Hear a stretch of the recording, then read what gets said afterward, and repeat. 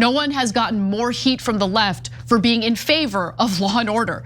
But at the same time, I will never, ever be in favor of dehumanizing people simply because they came to this country with the hope of building a better life for themselves. The facility is in the heart of the Everglades and will be informally known as Alligator Alcatraz. There is only one road leading in, and the only way out is a one-way flight. It is isolated and surrounded by dangerous wildlife and unforgiving terrain. The facility will have up to 5,000 beds to house, process, and deport criminal illegal aliens. Because cruelty is the point. Cruelty is the point. That was White House Press Secretary Caroline Leavitt giddily announcing that Trump would be touring an intentionally inhumane detention facility for migrants that the administration has dubbed Alligator Alcatraz. Now, while she claims that it would hold 5,000 criminal migrants, data that we've shared with you on the show before, in fact, we did so last week, indicates that the vast majority of immigrants, undocumented individuals who have been detained by the Trump administration have not been convicted of or even accused of any crimes. So calling them criminals is rich when that's not actually what's happening here. Now, before we get to more on this story, just a reminder of what Alligator Alcatraz is all about. Alligator Alcatraz. This 30 square mile area is completely surrounded by the Everglades. Presents a efficient, low-cost opportunity to build a temporary detention facility because you don't need to invest that much in the perimeter. People get out, there's not much waiting for them other than alligators and pythons. Nowhere to go, nowhere to hide. Now, Trump and Homeland Security Secretary Kristi Noem joined Florida Governor Ron DeSantis for the opening of this controversial immigrant detention facility. It'll cost about $450 million a year to detain thousands of migrants in this facility. DeSantis's administration used its emergency powers to expedite $450 million per year for this facility, which DeSantis has said will be able to hold up to 3,000 undocumented immigrants. Now, they're hoping that FEMA will reimburse them for the $450 million that it'll cost each year to basically detain undocumented immigrants in this facility. The entire compound was constructed in just 7 days. I'm sure that constructing something in 7 days ensures that it's going to treat people humanely, right? Look, at the end of the day, these are human beings. Like, I get that there are Republican voters who, for whatever reason, think that if someone's in the country illegally, well, they're subhuman and should be treated as such. I disagree with that. Yeah. I totally disagree with that. But cruelty is the point here. And the Trump administration isn't even hiding that. Yeah. They think, okay, if we make this a terrible place and undocumented immigrants are fearful about ending up here, maybe they'll self-deport. That's the whole point. Well, there's a second political thing that they're doing, which I think is a huge miscalculation.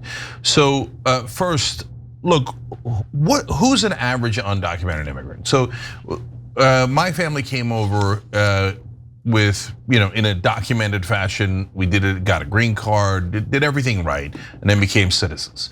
So it's easy for me to say like, hey, we waited in line, they should wait in line. Okay, sure, they should. And I don't think that they should cross the border illegally. And I think we're right to return folks who are crossing illegally. We're certainly right if they're criminals and they came in here and they committed crimes. No, we don't have to house criminals that came here, no way, right?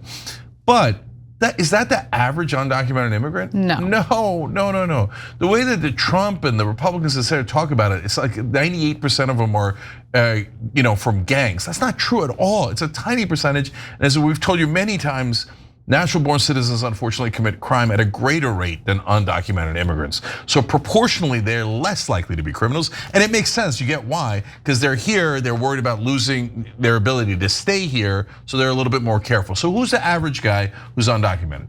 He's a guy who went through incredible danger to get into this country. Why? To work his ass off for 80 hours a week at much lower rates than you, so that he could return money to his family at home.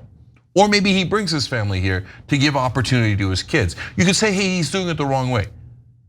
Do you really want him eaten by alligators? No, but that's the thing. Okay, so that's what I want to talk about, right? Yeah. Because it's one thing to have and by the way, if someone's been in the country for decades, they're undocumented, but they haven't committed any crimes and they're like productive members of society, we need to have a pathway for citizenship for these people. We do. Right now, you enter the country illegally, even if you're here for decades, there is no pathway to citizenship for you.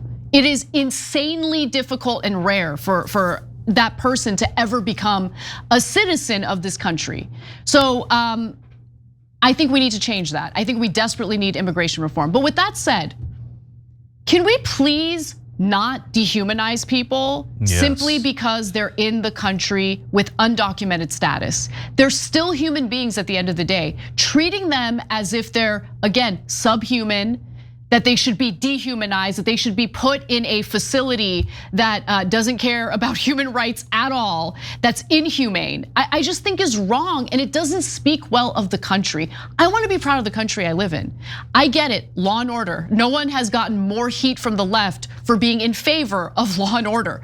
But at the same time, I will never, ever be in favor of dehumanizing people simply because they came to this country with the hope of building a better life for themselves. Yeah, so look guys, we read in civics class, history class when we were all growing up about indentured servants, right? So there was slavery and then there was indentured servants and they would bring them over and they had to serve 7 years for their master, right? But they would get the housing and stuff and then at the end, they would get to stay in America.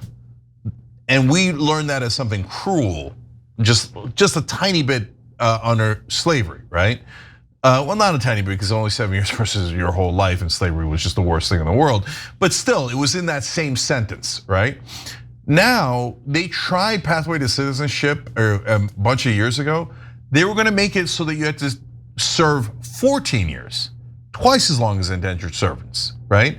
And in a similar way, yeah, you get housing and you get some wages, et cetera, but it's much lower than if you were a citizen, et cetera.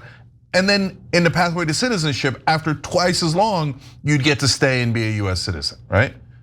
And they said that was too lenient. Twice indentured servitude, too lenient, right? No, it's not too lenient. That's crazy. You need to have, if we're gonna bring these people in because we need the cheap labor, keep it real, that's why they're here, right? Then let's make a rational, conscious decision and say, okay, if you serve this amount of time working your ass off in the hardest jobs in the world, yes, you get a pathway to citizenship, but you got to follow the rules and all of that, right? You serve in the military, like they're again, it's not saying, oh, you entered the country illegally and you've just been here for X number of years, so we're just gonna give you a pass. No, you pass legislation that ensures that they contribute something specific, right? Whether it's serving in the military, doing community service, I don't know, and I don't care. My point is, it is not a good look when we have a government that seems very giddy about dehumanizing people. Yeah, okay. And so that leads to the political calculation point that I was gonna make, Anna. I think that they genuinely think, these MAGA guys, the Trump, the Stephen Miller, et cetera, that they think that the country overall is as cruel as the radical right is and as they are. So they really think this is gonna play well. That's why they're hyping it up. That's why they've been talking about it. The videos, you think it's an accident that the president is visiting it? No, they're trying to market it they're marketing it as aggressively as they can. And what they're announcing to the citizens is, we're super sick, cruel people who like to not just take care of problems we have, but to dehumanize people, belittle them, and maybe have them eaten by alligators because Trump is Nero or some sort of like twisted Roman emperor who's lost his frickin' mind. So they think that the country loves that. I think they're gonna see soon the country does not love that. Your radical right loves that, and that's what I voted for. Immigrants eaten by alligators, right? But no, 80% of the country doesn't want that. So he's kind of walking himself into a disaster politically, if you ask me. But it's at some point, those independents who voted for him have got to go, oh right, no, this is not good for me. This is terrible. It's not good for anybody. Okay, final thing I'm gonna say about this story. There was a 75-year-old Cuban man that was detained by ICE. He's been in the country or was in the country for 60 years. He died in ICE custody. Tom Homan was asked about it, Trump's border czar, and he totally minimized it. Yeah, people die. People die in prison. People die in detention. That was a human being, 75-year-old man. Really, that's our enemy? That's the guy who needs to be detained and thrown into detention? He's been in the country for 60 years. Guys, the Roman analogy is a little like on the nose because the Romans fed the Christians to the lions. And are they gonna take that poor Cuban guy and feed him to the alligators? I mean, they're literally talking about feeding human beings to alligators.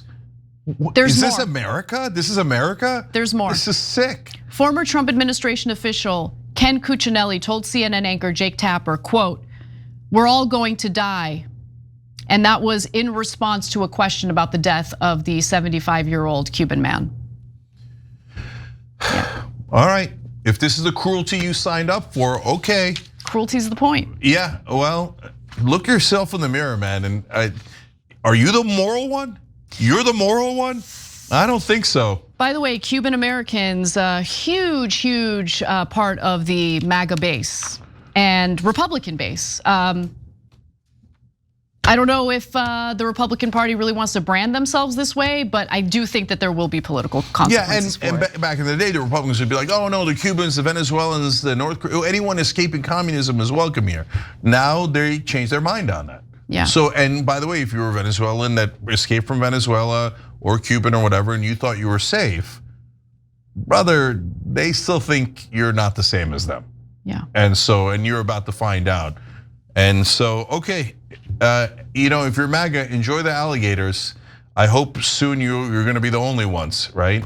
And if you're not MAGA and you're the rest of the country, we gotta get these guys out of here. I mean, is this what we're gonna become? Are we okay with this? That other countries think, oh yeah, if you go to America, they'll feed you to the alligators because they're nuts. They're sick people who like to feed people to the lions or gators or whatever. And in fact, Trump was talking about bringing crocodiles and alligators back into the Rio Grande so that they could eat people trying to cross the river. I mean, what is he, Dr. Evil? This is so maniacal. So stupid. Every time you ring the bell below, an angel gets his wings. Totally not true, but it does keep you updated on our live shows.